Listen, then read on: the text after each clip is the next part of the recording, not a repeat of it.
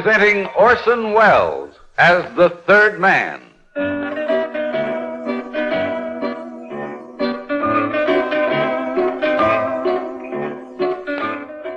The Lives of Harry Lime. The fabulous stories of the immortal character originally created in the motion picture The Third Man, with zither music by Anton Kara.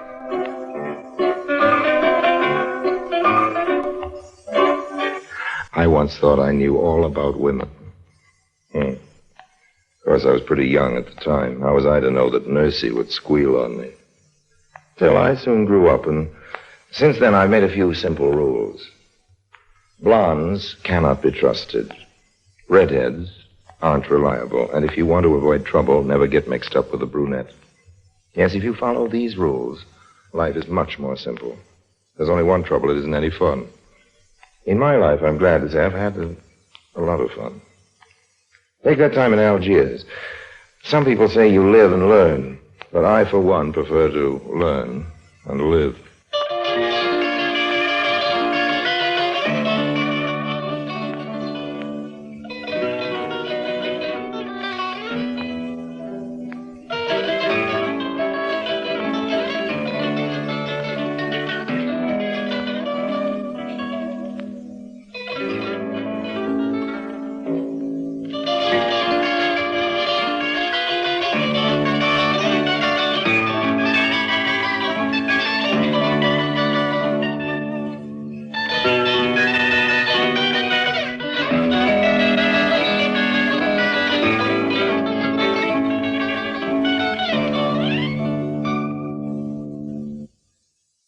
And now, Orson Welles as Harry Lime, the Third Man, in The Dark Enchantress. Algiers. Algiers. You've all heard of it. Algiers, the port of mystery and intrigue. Invaded by the Phoenicians, the Carthaginians, Romans, Vandals, the Byzantines, the Arabs, the Turks, the French, and Harry Lime. Algiers. I guess you've all heard about it. A city that is all things to all men. Algiers. The Indianapolis of North Africa. Then there's the Kasbah, made so popular some seasons ago by Mr. Charles Boyer. But jokes apart, there is a place there where tourists definitely aren't invited and where I'm welcomed, or at least permitted to enter. And it's called the Barbary Queen. Harry Lime. Welcome back to the Kasbah. I've been saving your favorite table here for... How long is it? How long? Oh, too long, Tutu. I see the Barbary Queen hasn't changed. Same sights, same smells. Haven't your customers gone home since my last... Please, mon ami. It's not so much like the old days anymore. The Barbary Queen is becoming almost dull. Nothing ever happens.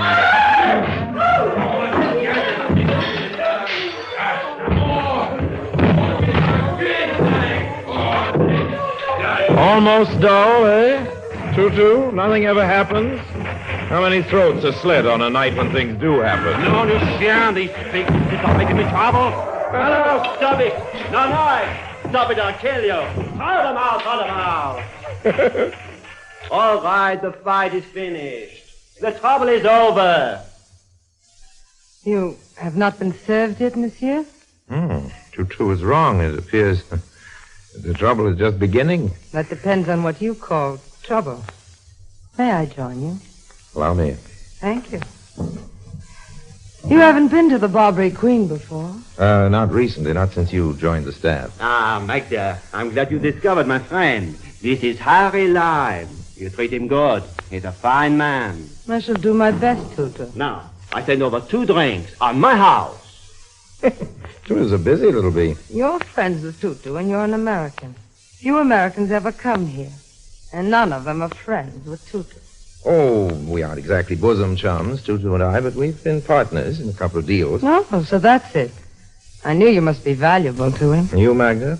Just how valuable are you? To you? We'll take that up in a minute. What's your connection with Tutu? I sing. I entertain the customers. That's what it says on your passport. With your looks, you've got to have a couple of rackets. Maybe I can help. And you, Harry Lime, you're one of those men who profess to know women too well. Not me, honey. I profess to know nothing whatsoever about your sex. I just enjoy it. You know, Harry Lime, I'm a little sad for the years I didn't know you. Well, don't burst into tears, honey. Remember, to know me better is to like me less. Is that a warning? As you like. I like it very much. Here you are, Harry Lime, the refreshment. Just about time, Tutu. Your Magda had me backed into a corner. Well, is she not the one? And Magda, after you finish the drink, another song, please, no? Of course, Tutu. But for now, just enjoy yourself. Now, what were we saying? I believe I was warning you about me. Oh, yes, and I was... Oh, Magda, I'm so glad I found you. I was scared to death. I thought perhaps you'd gone home or something. Susan.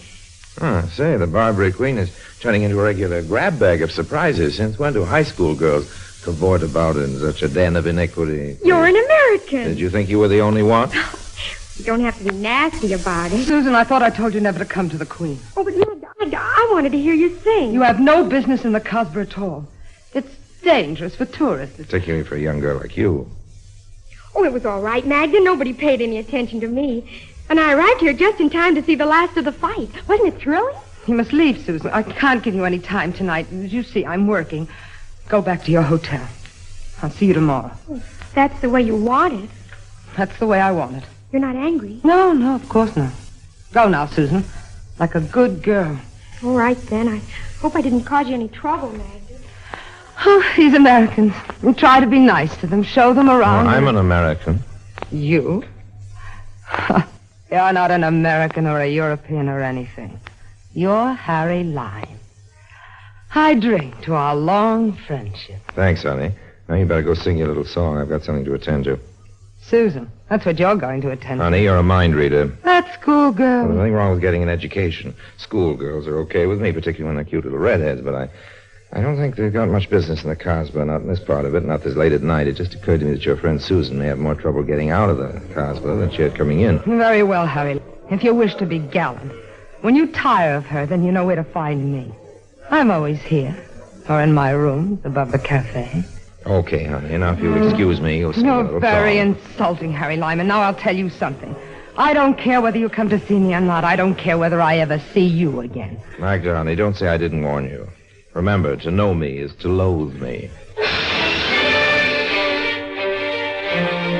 The Magda Polarises of this world are an old story to me, but this particular one had an interesting agenda, one I couldn't quite fathom as yet, so I gave her time to solve it for me. Meanwhile, there was this young Susan. I found her at the doorway of the Barbary Queen, peering somewhat uncertainly down the narrow cobbled streets of the Casbah. No use waiting for a streetcar. What?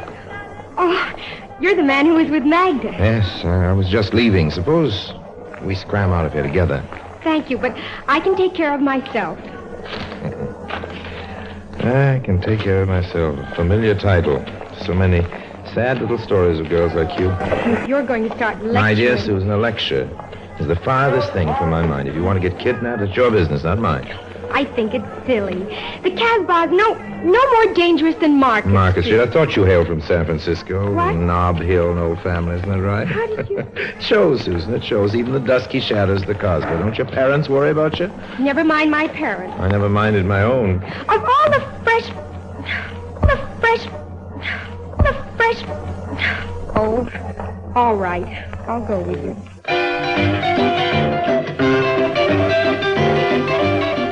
Okay, the routine wasn't sparkling, I know, but it worked. It worked.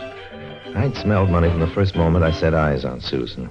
Well-known lime luck was in. Just how it would pay off, I had no idea, so I took Susan to the edge of the Casbah, found a cab for her, and was just sending her off home to Mother when I noticed a bulky individual observing us a little too closely. He caught my eye and then left the neighborhood fast. I pondered this over a cup of so-called coffee at a friendly tavern and then went on to my own hotel. Come right on in, Harry Lime. Well, this is a night of surprises. Who are you? You can call me Mike Nolan. Oh, you're a detective. Right down the button, Mr. Lime. What do you want for a prize? A Cupid doll, maybe, or a genuine plaster-up Paris Indian ashtray? How would you like me to call the manager? Or haven't you heard about invasion of privacy? Seems there's some sort of law. You were suspect the minute you landed in Algiers, Lime. Next thing I know, you're chaperoning Susan Claremont. Oh? That's pretty fast work, even for you. You seem to be speaking English, Nolan, but I don't get it. Passing over the fact that I'm suspect, as you call it. Just who is Susan Clem? Oh, Susan. See the light, Mr. Lime? That girl I put in the cab The tonight. same. It may interest you to know that her father asks us to keep an eye on his daughter. He's worried. Seems she's taken up with the wrong friends in Algiers. Mm-hmm. After tonight, I can see why. Sounds like he has money. Mr. Moneybags himself. As if you didn't know. No, I didn't, but thanks just the same. And you may tell the authorities that I was merely escorting Miss Claremont to safety. You? You may also advise her father that his daughter went into the Casbah quite alone. If he's so concerned about her welfare, he might devote more time to her whereabouts. But... Good night, Mr. Nolan. I've only engaged a single here at the hotel. If you insist on staying, I'll have to notify the management. Of course, you will pay the additional fee for your stay. What? Ah, well, they warned me you were a slippery line. But if you try any funny business, just remember, we're wise to you. Good, good. I expect the same protective interest from the authorities that they extend to other American tourists. Okay, wise guy, but watch it. Good night, Mike Nolan. In my business, twists of fate are a specialty. I usually know how to keep the police wondering where I am during working hours, but just let me take a vacation, and all the authorities in town are suddenly very busy. In this case, the cops worrying about Susan only whetted my interest. I hadn't a notion of the spot she got herself in the next afternoon. 352, 350. Oh, this must be it.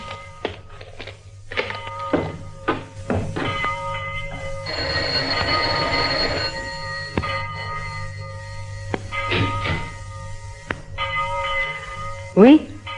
Oh, but what a charming visitor. Oh, I must have the wrong address. I thought this is where Miss Polaris... But of course, you are Suzanne. Magda told me to expect you. Oh, then I am in the right place. Mais oui. Please come in, mademoiselle. Magda will be somewhat delayed, but she told me to amuse you. After all, she planned this rendezvous for us.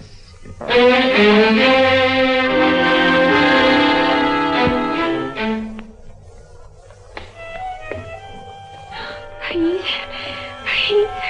help me. Again? Oh, really, Susan? This can become a habit. Oh, please. Parents mustn't know. No, thank you. No, you spell trouble for me, Susan. Just go your own sweet way, and I'll go mine. Please. Hey, wait a minute. What's wrong?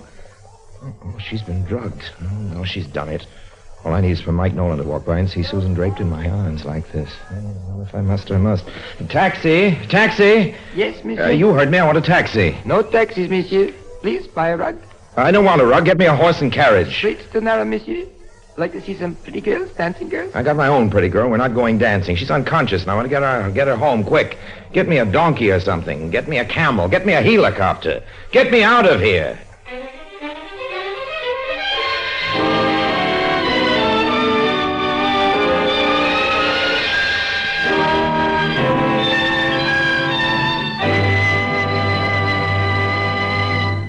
Orson Welles returns in just a moment as the third man.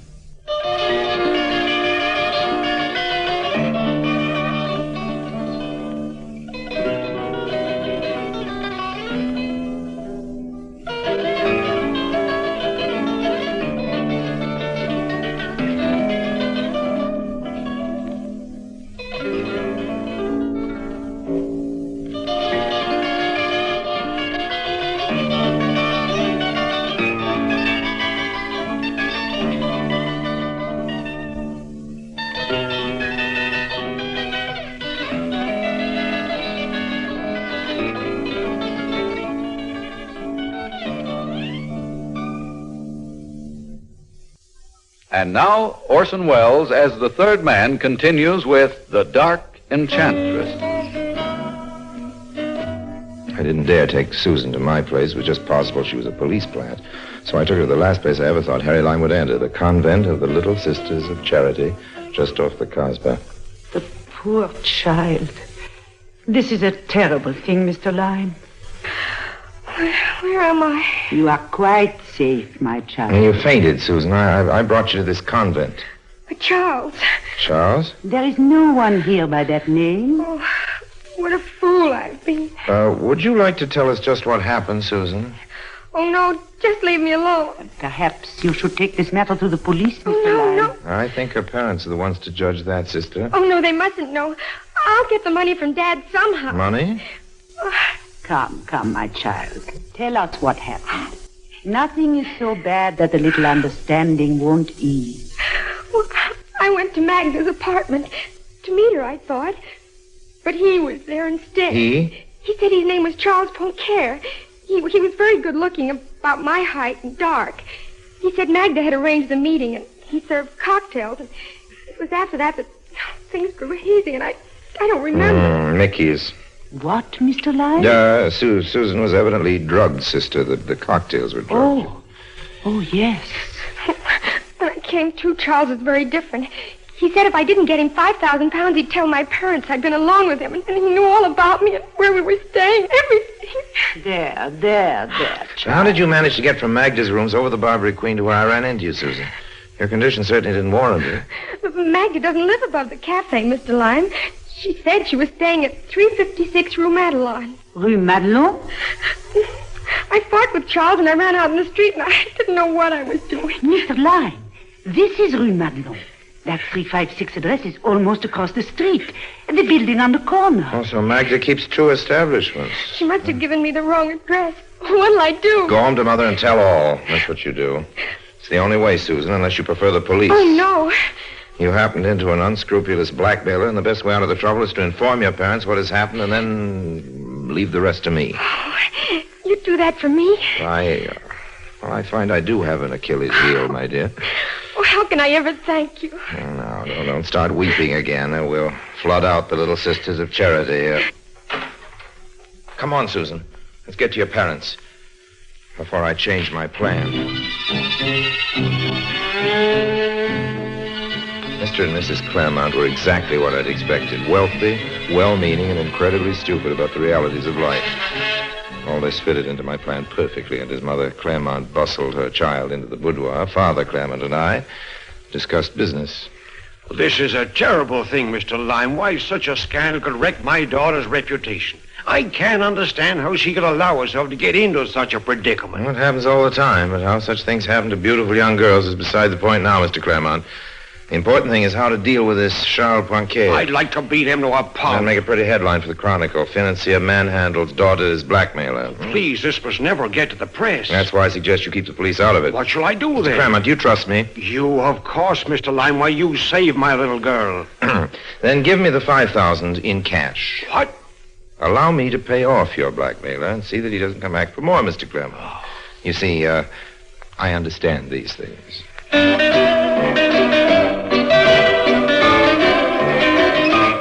The pieces of the puzzle were dropping nicely into place. I could see a way of keeping Mr. Claremont's cash and also getting a little more from Mr. Charles Poncaire for my silence. See, if you understand these things, there is a certain amount of honor among thieves. So went back to my hotel. Hadn't been any calls, had a quick bath, shaved. Just getting ready to start for the mysterious address on Rue Madelon when... Yes? Monsieur Harry Lime. Who wants him? Charles Poncaire. Well, you come in, Monsieur Poncaire. Thank you. Need I say I hardly expected you? Vraiment. But since I realized it was merely a matter of time until you visited my quarters, monsieur, I thought I would save you the trouble. No, it's very nice, old man, I'm sure, but I followed the girl into the street when she fled.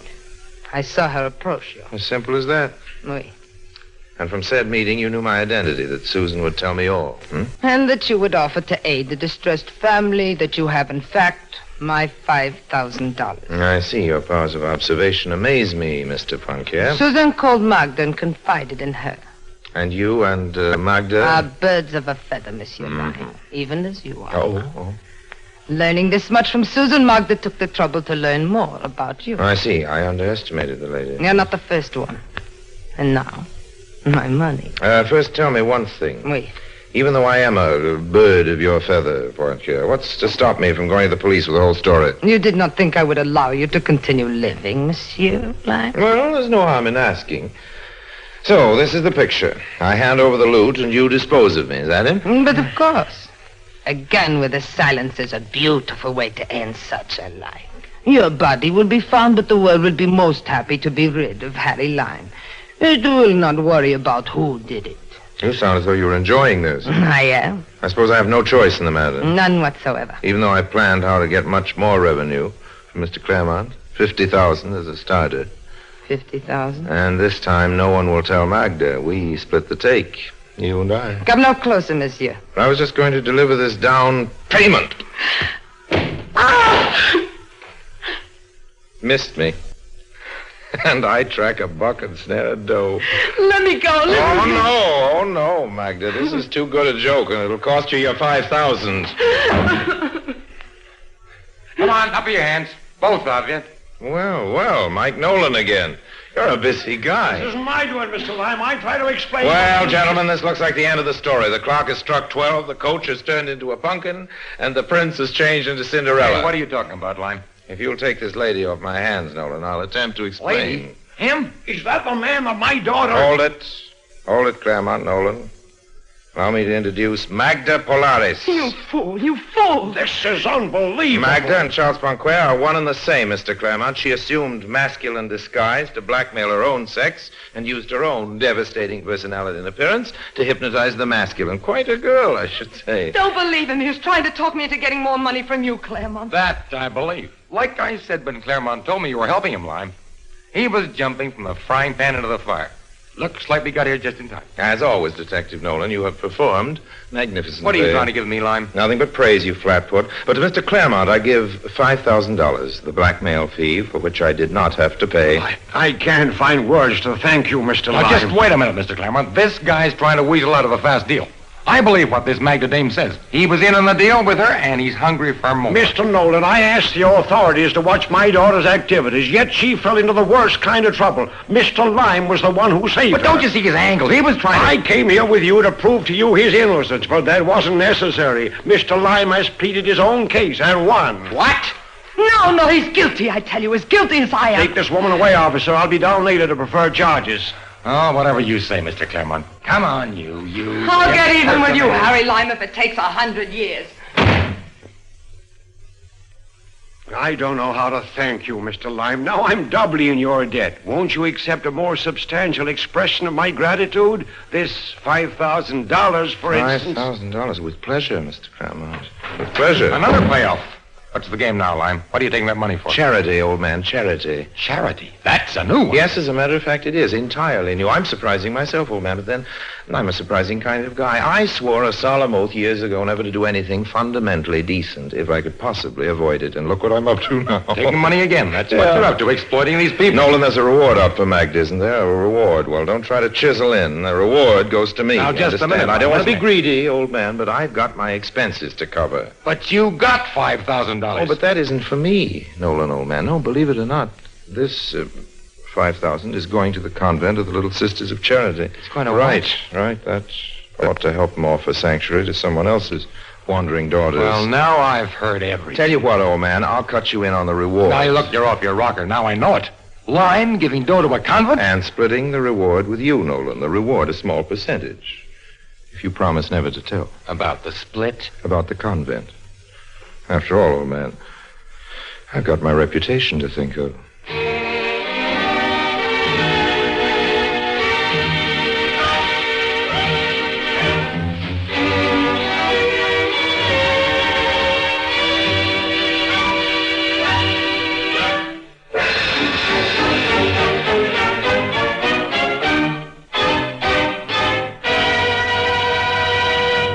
Harry Lime returns in just a moment.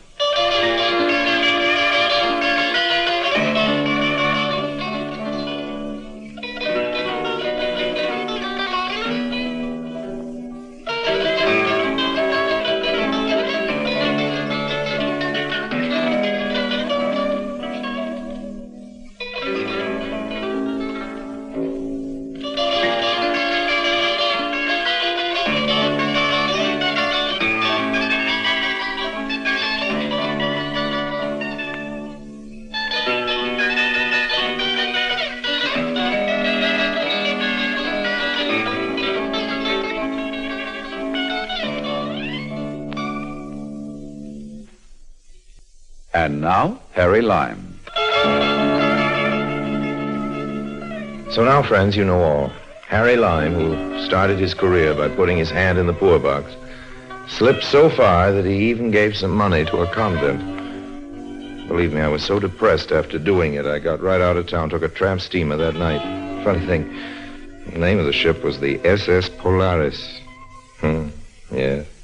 She had been a beautiful craft. Well. Heaven help the poor working girl. And so does Harry Lime.